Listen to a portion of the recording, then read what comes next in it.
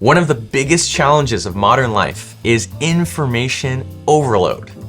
From messages, meeting invites, notifications, documents that people are sending us, plus the content we like to consume, books, podcasts, YouTube videos, those are all information too. And sometimes you just feel stuck and you don't know why. It's this feeling that you can't find what you're looking for, even though you know you saved it. If you ever have that experience, I'm here to tell you it's not your fault. You're trying to lead a modern 21st century life with a Paleolithic brain that did not evolve for that. You can stay, but I'm leaving. So we turn to our digital productivity apps to carry some of the load. In this video, I'm talking about my action reference framework. It's a simple way to put every piece of information exactly where it goes. Think about your second brain, which is what I call my digital system for managing information. Think about it in terms of two hemispheres.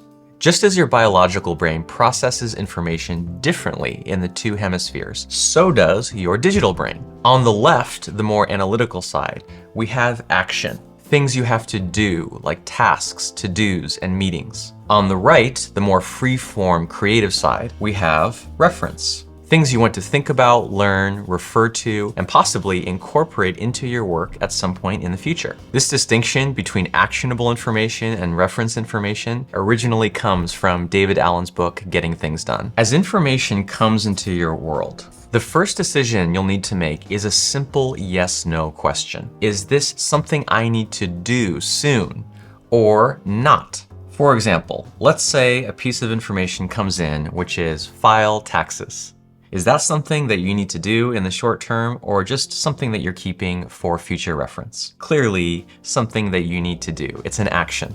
So I'm gonna put it on this side. The actions that you need to take in your day-to-day life, you don't want them to get lost in this sea of interesting stuff. They need to be pulled out and put in a separate place where you give them more of your attention. But remember I said there are two decisions you need to make. For the action side, the second question is, does this action need to be taken at a specific time? Yes or no? Things like meetings, Zoom calls, events you're attending, those can't happen whenever you feel like it. They are highly time specific, like 2 p.m. on a Tuesday. So they should go in the perfect app designed for that, a calendar app. I personally use Google Calendar, a free service used by millions of people, because it's completely reliable and allows me to send and receive meeting invites between myself and others. But you also have the option of using a client calendar app that syncs with the Google Calendar servers. Now, if an action doesn't need to happen at a specific time, then it can go in your task manager,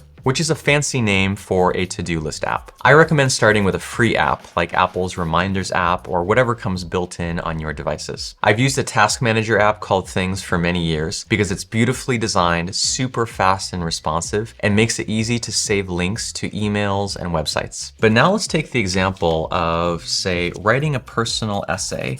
That doesn't have an exact time that it needs to happen in. And so I'm going to put it on the actionable side. It is still an action you'll have to take, but this one is gonna go in your task manager. We've talked about the action hemisphere. Now let's turn our attention to the other hemisphere, which is the reference side. Once again, we have two options. The first one is a Notes app. Notes apps are a place to store bits of digital content, text, images, links. The power of a digital Notes app is that it's casual. You just dash off a thought or drop in a photo or paste a link without having to worry about exactly how it's formatted. I think of my notes as a working environment, like a studio or a laboratory. When I sit down to work, the first thing I do is open up my Notes app because that is where I am actually doing the work.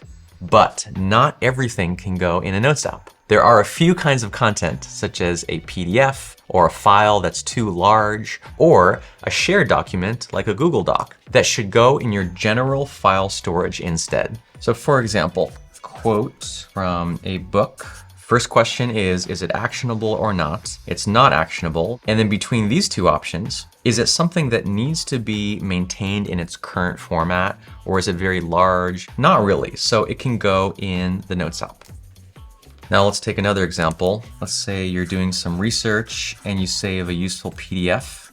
The content in PDFs often can't easily be turned into other formats. Definitely goes on the reference side, but can't be turned into notes, and so we'll keep it in file storage on something like Google Drive. Begin thinking about your productivity as a system. It's something apart from yourself that you can step back and design and change. When you start to feel that sense of information overload rising, instead of succumbing to it or thinking there's something wrong with you, ask yourself a question. What is going wrong in my system that is creating this feeling? In other words, it's not you, it's your system. If you're wondering how to organize these different parts of your second brain, which is where a lot of people struggle, that's why I created Para.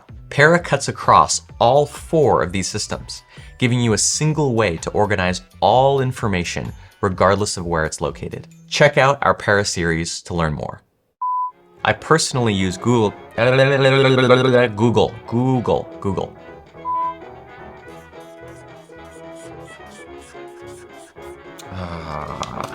Okay, I'm learning. Just as your biological brain processes, I recommend you start using the free Google.